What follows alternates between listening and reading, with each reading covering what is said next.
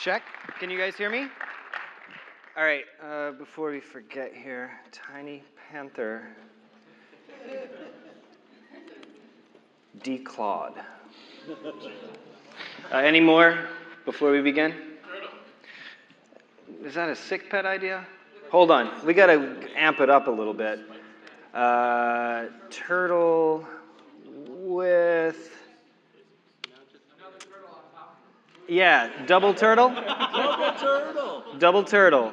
It's like a double Dracula, like whenever a Dracula bites another Dracula, weird shit happens.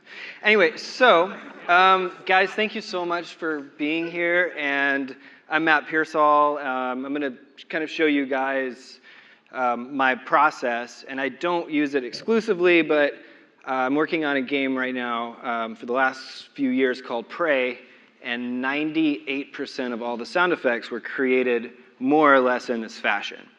So some more seasoned veterans in here will know that the world of like editing-based sound design can be really fatiguing and uninspiring after, say, I don't know, 5, 10 years of your career. And what I found is my job at one point became a job. And what I wanted to do, well, backstory, my Pro Tools rig crashed. And my computer crashed, and so I wanted to travel, and I realized one day, I'm a contractor. I don't have to don't have to be tied down to my studio. And so I grabbed this, and this, and this, and this, and I went to Europe for a few months and just worked remotely, and it was really a great way to sort of reevaluate what I find important about game audio, and it made me fall in love with it again. So the process that I'm going to describe today, who am I? I'm going to talk about myself for probably 22 more minutes, and then we can get into heavy stuff. I'm just kidding. You know what? Whatever. I'm Matt. I make video games. You can ask me my credit list afterwards. Backstory, computer crashed. Really, really annoying Pro Tools update. I'm sure many of you experienced that. Yeah, many crashes. Anyway, so let's just get started. So I have prepared, I was going to do something today. I was thinking like something that would demonstrate this process really well. And there's really two phases to this. There's a source creation phase, and then there's what I would consider the compositional phase. So today our focus is going to be on creating ice magic. So we'll just sort of riff on that concept.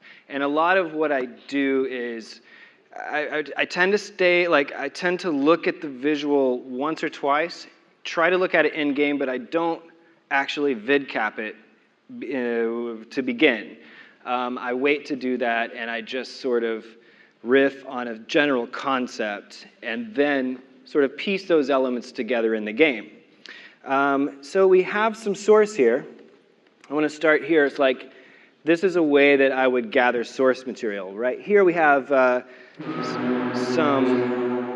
this is just a synth, but this is the Aztec death whistle. And a whale, because I was thinking like, whales kind of, to me, like I just go like stream of consciousness. So for some reason, the clicky whale thing spoke ice to me. Plus, I think a few of them live in Antarctica where there's still ice for the next couple of years. Anyway.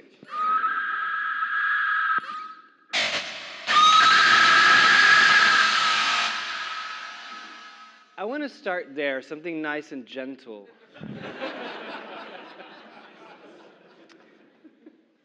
Just something that you could, when you're talking to your mom, you could just sort of say, hey, Mom, this is how I feel about this. I'm an individual, Mom. You don't understand me. That's dope. I don't care. That's dope. Okay, so from there, I put these into a drum rack, and you guys can see this here. I'll lift up the screen a bit, and we'll focus on this aspect of it. I can't. Anyway, so we've got this sample in the bank now, and let's see what we can do with it. So my process right now, this is what I would consider to be on the top layer here. You can see what I have is, I would say that's my grounding source. That's actual ice. But I don't start there. And the reason I don't start there is I feel like it's best to explore the abstract before you explore the reality. Reality is easy. When you're fatigued, you can always base your sound in reality. But when your brain is fresh, when your brain is creative, you can handle the abstract in a much more efficient way. So I'm going to set a loop point here. Now I have basically a running loop, and I'm just going to start fucking around. So this is some of my source I created about 10 minutes ago. All right, so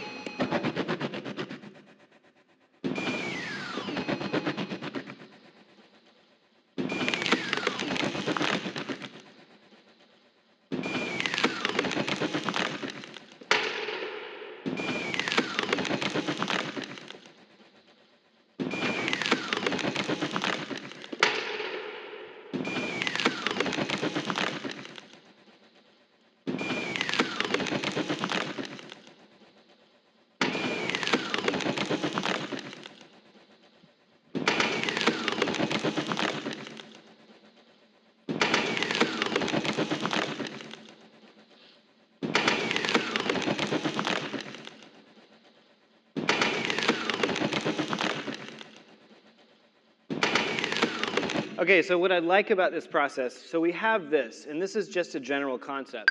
Now from here, I'm going to actually switch to what I would consider a more traditional editing mode, and let's just take a look at kind of what we have here. So I've got this, and we're going to furl down to what I have built. This is my template, so I always have like a SFX, what I call SFX group, and I like that because I can just open the session and it's always ready to go with no questions. So we're just going to see kind of what we have here, and like, you know, it's weird, but you know, maybe we could do something interesting with a few of these.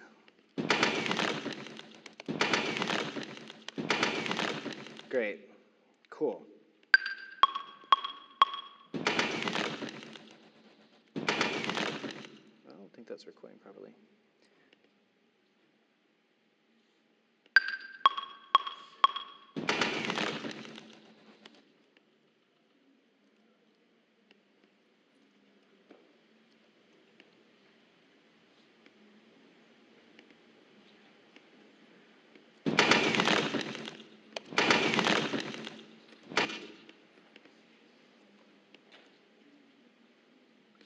We're going to take that over here, and we're going to pull it back to our drum rack. So now we can begin there. So in a more clear fashion, I'm going to set one loop. Okay, so we got this. Cool.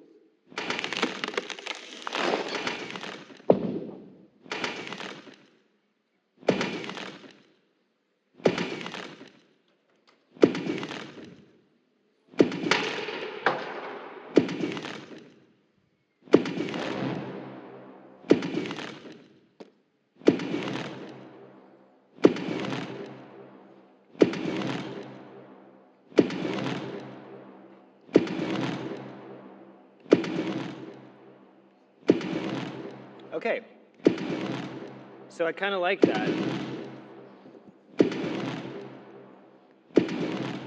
So we start there. Now we have this again. We're going to pull this back into our more arrangement view. And we've got that going on, right? Okay, so something that I really love doing and maybe you cats are hip to it. I'm going to like I feel really naked and vulnerable right now because I'm going to show you guys something that I use, and it's a little hacky. Anyway, let's jump right in. So, kick. This is my favorite kick of all time. This is a sound morph kick. If those of you that are familiar. Yeah, that's it. Okay, so I take this, and so for now, I'm going to just slice this tiny bit and then leave the rest, okay? And I think spiritually and emotionally we can agree that's a decent idea. So we're going to like give it another step here. Right? Okay. Now remember the thing we recorded earlier. So I'm thinking like I'm just riffing here, but I'm thinking about that screamy thing, you know, the whole mom thing, and like that was a journey that we went through together, and I fucking feel so close to you guys. So I want to bring that back. I want to find that again somewhere in all of this madness.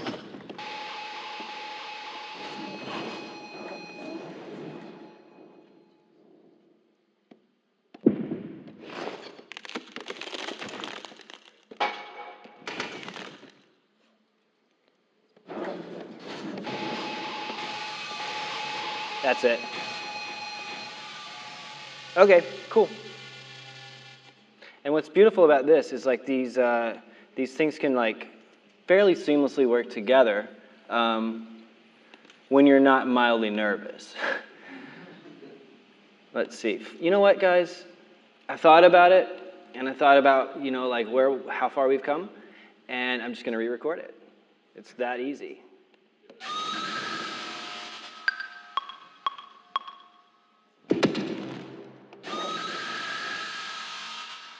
Cool. All right, let's drag this back into our concept here. And cool, we've got this. We'll call this the mom you don't understand me sound. We're going to pop this here. Yeah.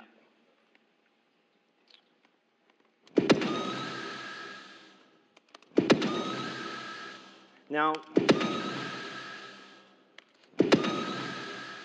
okay, I like that. So I kind of want to add a little bit more sort of high frequency content. So to do that, I'm going to pull up an operator.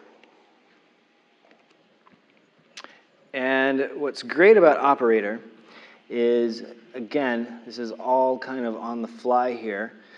We can go into operator and we're going to select white noise. That's what white noise sounds like in my heart. Okay.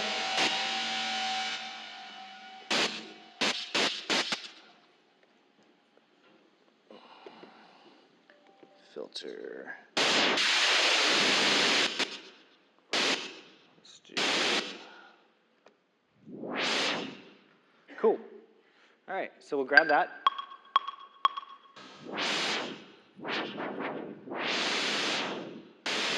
Okay, cool. So once I have this, I'm just going to drag it as MIDI into the sound right now. And that's obviously not working very well for timing, so we're just going to record it and make an audio file. Cool. Okay.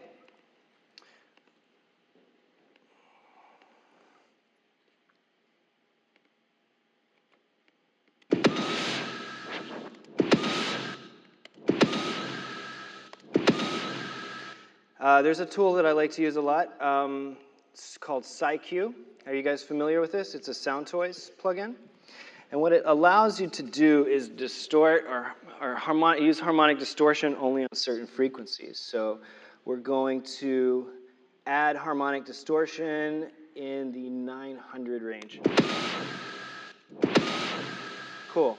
There's something else that's kind of exciting, that's sort of off topic, on topic, that I've been into, and that is this. I built this. It's like a granulator. I don't know if you guys know Granulator, but you can take any sound source and essentially loop it. It's a very simple granular tool.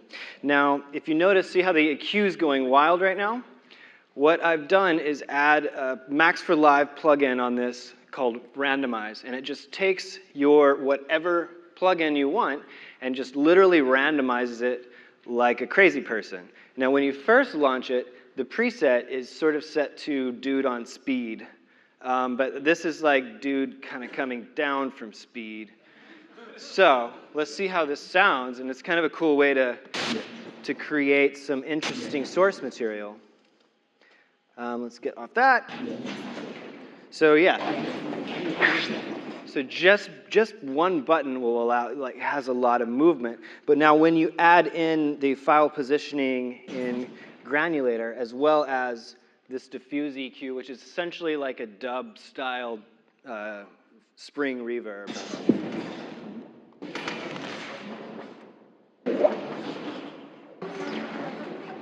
So let's record a few of those and try those in the mix. You know, it sounded really easy to do sound design in front of people.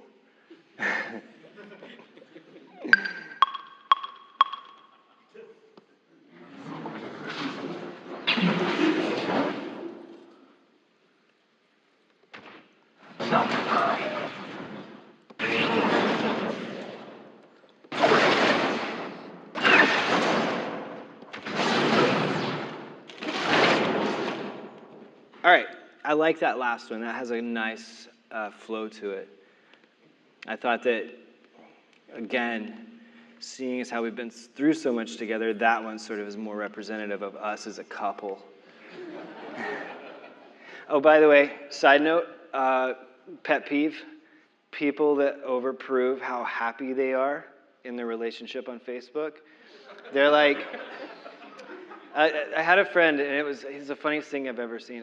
Never mind, maybe I should tell this story not here. It's really good, though.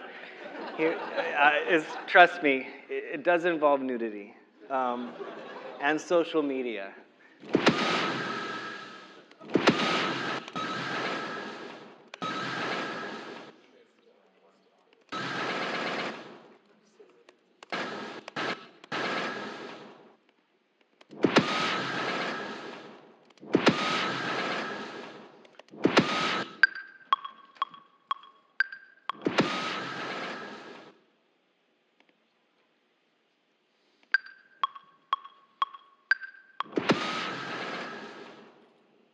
Okay, so for now, we're going to leave that. But the cool thing about this is that we can go riff on this and absolutely make hundreds of iterations. The reason that I like the drum rack is because once I have this, so for example, I'll title this Ice Magic, I can save this rack and instantly pull it up. So for things like sounds that you make like consistently, you can have basically like a little drum rack library of quickly accessible things. And I think I have a few in here. My laptop crashed recently, so I might have lost some of them. But within my user library, I've got these patches here. Can you guys still hear me? Okay. Presets. Instruments. Transcribe. Okay. Drum rack. Click. Okay, yeah, like this is stuff I've made quite a long time ago. Let's see. This is called 30 Seconds Left. I have no idea what this is.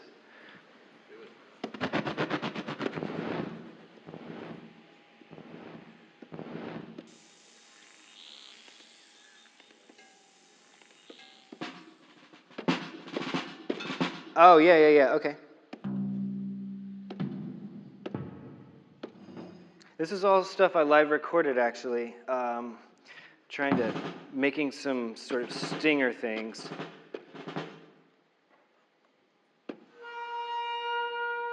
So it's stuff like, you know, like really simple stuff, but what's cool is like, you know, I could just pull that up and just have that instantly to mess with. So I wanted to show you guys one other thing that I really enjoy doing. So first we're going to create some source, and then we're going to try a quick concepted creature sound. So this could go, like this is, I want you guys to know, this could go really wrong. But we're going to give it a go. We're going to be better friends, okay? All right, so let's begin. Let's say we're doing some kind of, I don't know, some typical Space Satan type shit. So for now, that's not really Space Satan-y enough, but we're gonna bring the evil.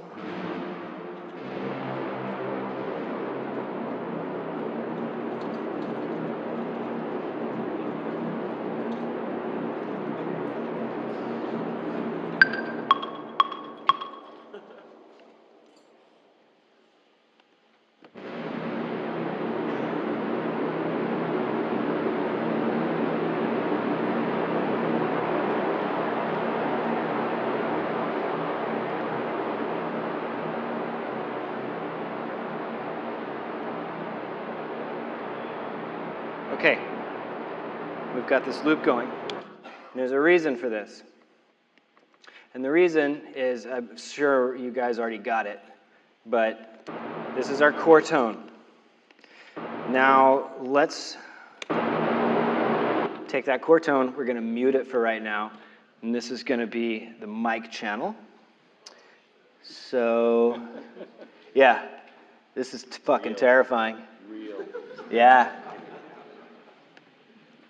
Let's see. All right. This is going to be our mic channel now because the other one's not working, gang. Right? I mean, it's pretty Space Satan-y.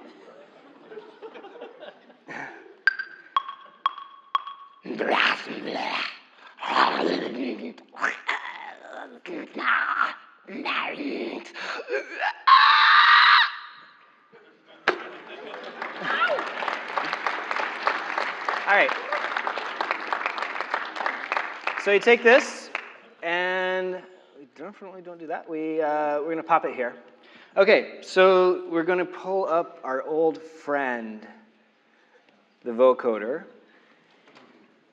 and we're going to use the Space Satan tone as our carrier tone, or one or the other. I don't know. I'm not a fucking scientist, dudes. I'm a barely functioning adult. Anyway.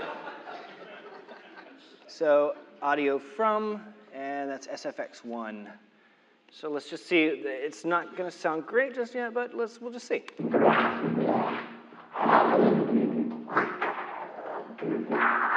Cool. That's not as bad as I thought it would be. It's a little on the digital tip, but it's, you know, I don't hate it. That's another thing that can help you as a sound designer is just kind of, in general, just like your stuff, you know? You know, like, I mean, like, it pays to be a little cocky, quite honestly. Like, I'm just going to say, pro tip, this goes beyond sound design. If you don't like what you're doing, go fuck yourself. Seriously. Why are you doing it? Anyway, but I mean that in like a loving, it's like a loving go fuck yourself, not like a go fuck yourself, idiot. It's more like a, go fuck yourself. Just this. Okay, so this is some whale source material that I pulled in. And we're going to use a trick that I'm sure you guys all know. But I'm just going to show you kind of, this is my process. We're going to gate this on and off side chain from SFX3, which is our Space Satan voice. Okay. We're going to take the attack up a bit and pull the release, and again, just see what we can get.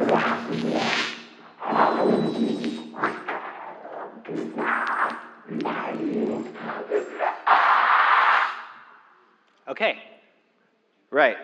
Now, here's the issue. What is the issue? The issue is that we're running into that problem where you layer so many things that it sounds like Animal Choir. Fuck, that's a great band name. Animal choir. I mean, there's already Animal Collective, but I don't know, it could be like a whole different deal. You're welcome. Worth the money, right? Okay, so I'm gonna pull something in to try and make this more cohesive. And this is tough, because honestly, this is something that I would sort of sit down and do and like think about and not have to like I did not have diarrhea while trying to speak. Anyway, yeah, it went great, Mom. We're all best friends now. Okay, so I'm pulling up Crystallizer, and I'm doing this because I find that like when you have a group that sort of pitches together, it stitches together. I just came up with that down. Money, baby. Okay, we'll do detune. We'll go doublers on this, and we're gonna pull our mix.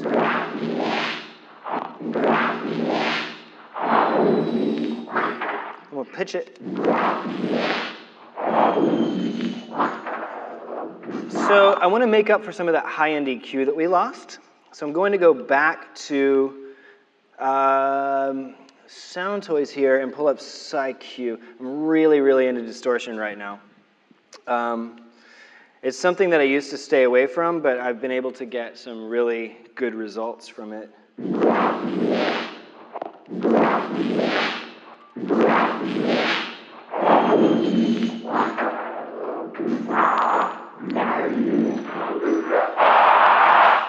Okay, I'm going to say, like, for doing that in 7 minutes, it's not the worst thing.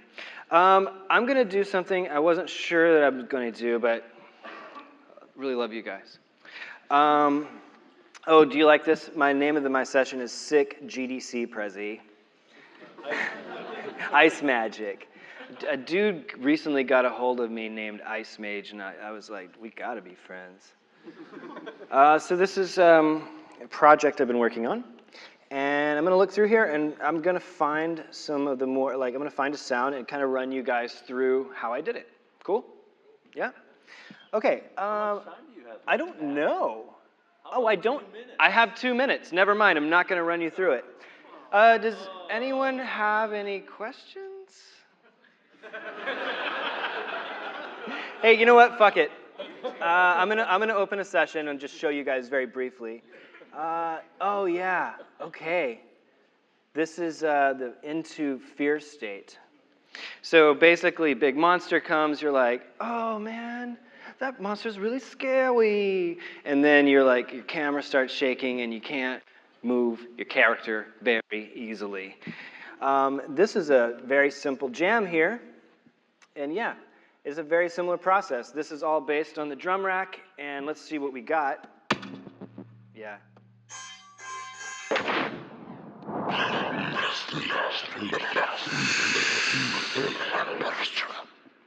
Dude, I must be way into space Satan stuff.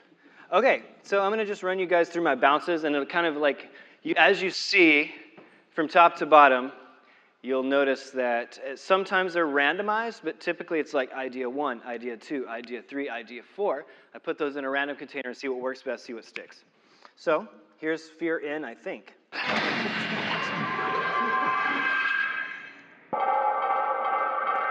This was a concept for like the loop, the beginning of right before you get feared. It's like to bring tension.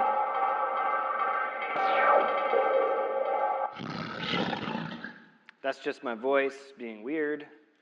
I don't know what this is. Never mind, that's dope. That's another element that I layered on. And that's essentially the final with the additional layers. I think, in retrospect, now that I'm looking at this, time is the biggest teacher. Something that I didn't do in that final that I wish I would have done is push the 2 elements. So there's a high-end element and there was a low-end element, and I wish I would have been more ballsy with those elements because I feel like they got buried in the mix. Anyway, thank you guys so much for having me. We can talk after, and thanks again. I really appreciate it.